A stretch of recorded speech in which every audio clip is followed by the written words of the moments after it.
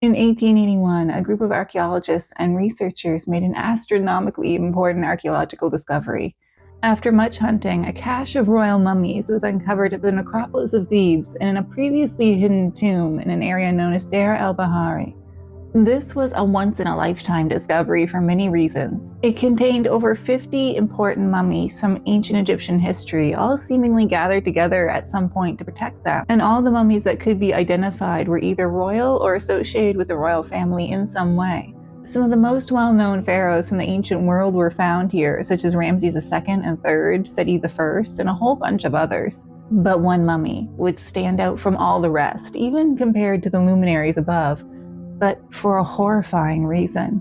One mummy would become famous, or perhaps infamous, throughout the world for both its unique interment and disturbing appearance. This mummy has only become more fascinating to us in modern times, and most scientists and archaeologists now agree that the person behind this mummy suffered a fate so horrifying and participated in a crime so barbaric that perhaps we shouldn't be surprised that their mummy has such a gruesome appearance now.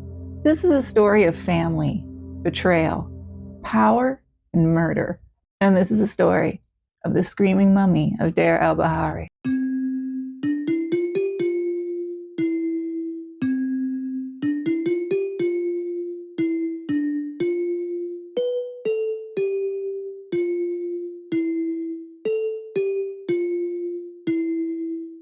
Hello, my name is Marie, and welcome to Lost Realms. Each episode we look at a different city, place, or people that have been lost to us. Whether through the destruction of a disaster, the ravages of climatic changes, the failure of governments, or the cruelty of neighbors, each one of these wonderful places and people were taken from us forever. Some were wonderful and contained some of the best and brightest of humanity. Some were awful and could be considered part of the origin story of monsters. But all of them remain part of our collective human history, and all of them we attempt with love and understanding to get to know here. Ancient Egypt has always fascinated us, both due to their long history and the mysterious remains they've left us of their loved ones. Of course, dramatic stories of mummies' curses and of them coming back to life have filled books and movie screens for ages. But sometimes the truth is even stranger than fiction. And our screaming mummy is a really good example of that. It's also, unfortunately, a really good example of loss.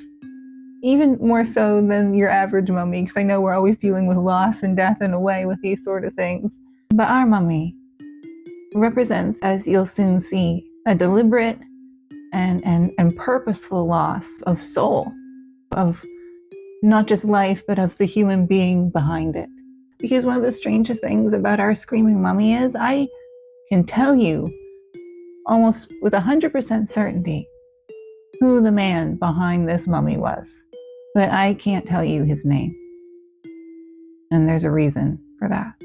And at the end of all this, I'll have to just leave it up to you to decide if this man's actions were worthy of the loss that he faced or not. Because we are about to jump into a true crime drama 3 millennia in the making. So let's get started. The ancient Egyptians are famous for their mummification process, and with good reason, though they are far from the only ancient culture to produce mummies.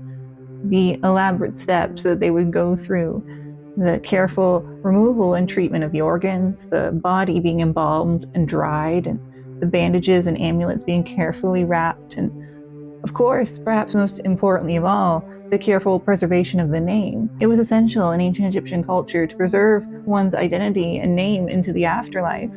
To obliterate one's name was to obliterate the soul of a person, part of their essence.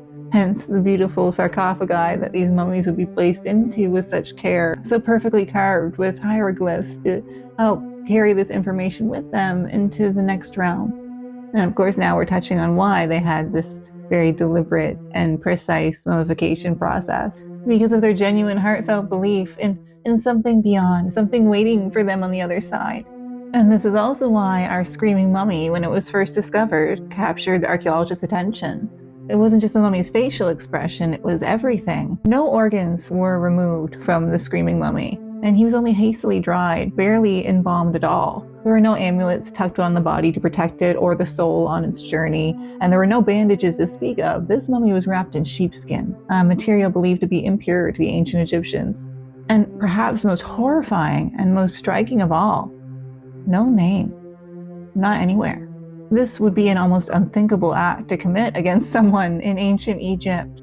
This was a clearly deliberate act, and a horrifying one.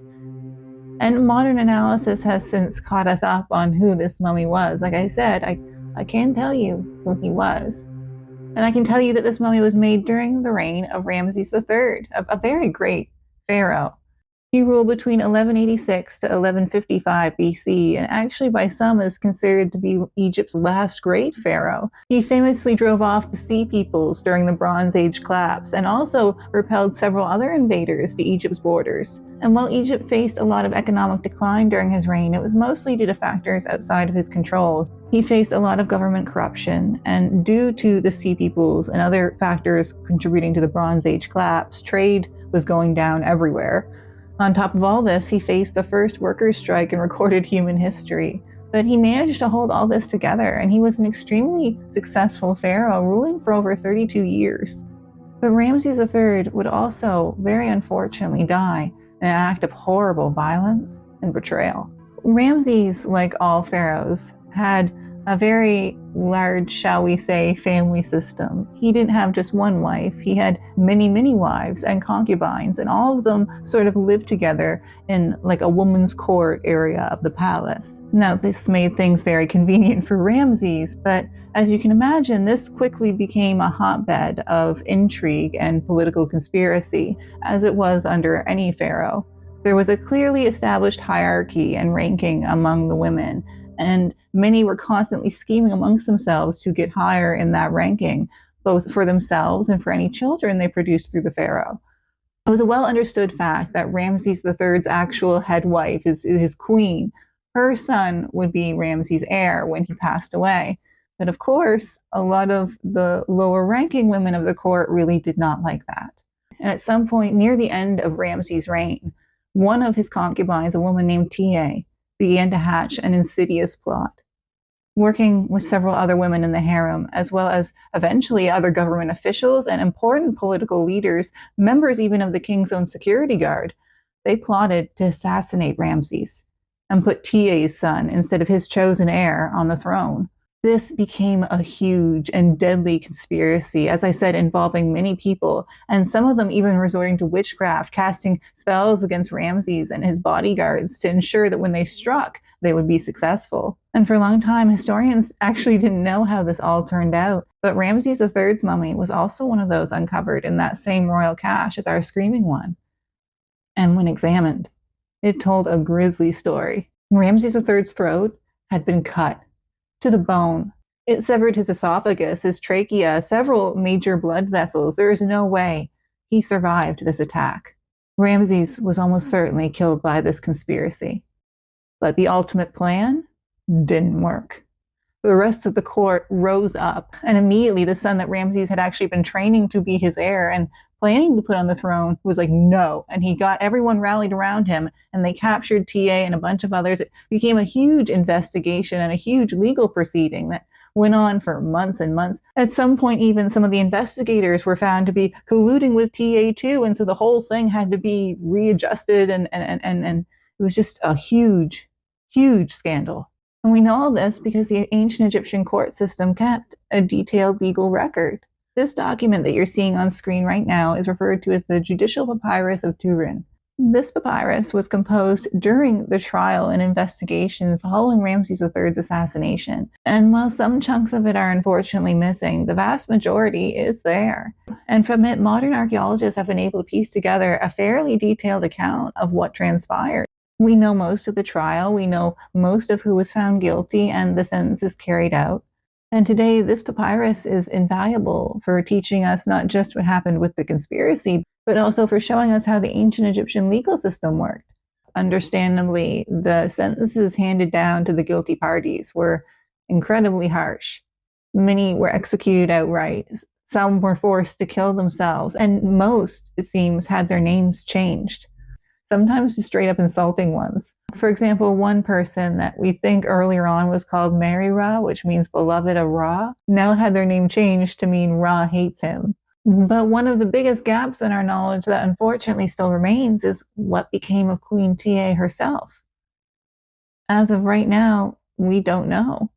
Almost certainly, though, she faced an unpleasant end, and her son, that she wanted so badly to get on the throne. He is named in the conspiracy as well. He is sentenced to death, to kill himself, and his name is unfortunately changed as well.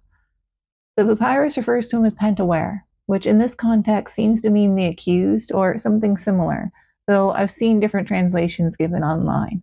And after death, we can assume that his body, along with the bodies of all the other guilty parties, were not treated with a great deal of respect, which of course brings us nicely back to that screaming mummy and what we know of him today.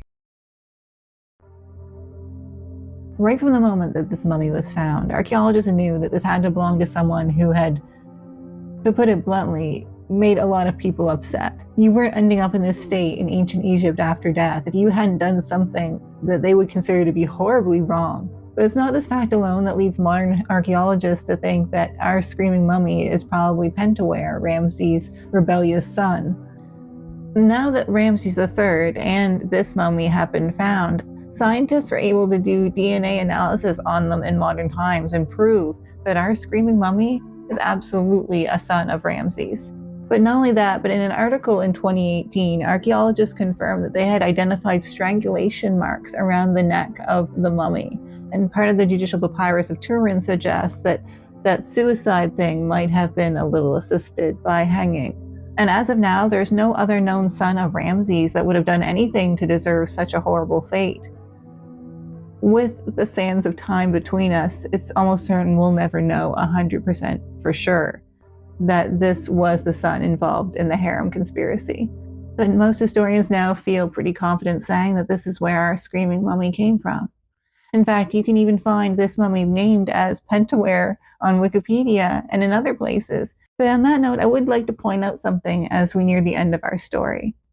And that is, you'll see people refer to this mummy as Pentawere. You'll even see people say, oh, the original name of him was Pentaweret or something like that. But frankly, we don't know. As I said at the start, we have no way of knowing really at all, for sure, what this young man's name was.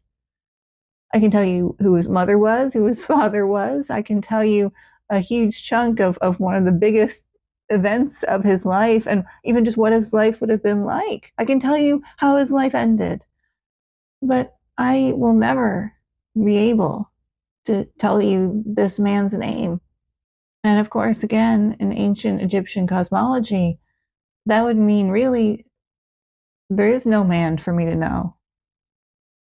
I can show you this picture again, and there's no really man there.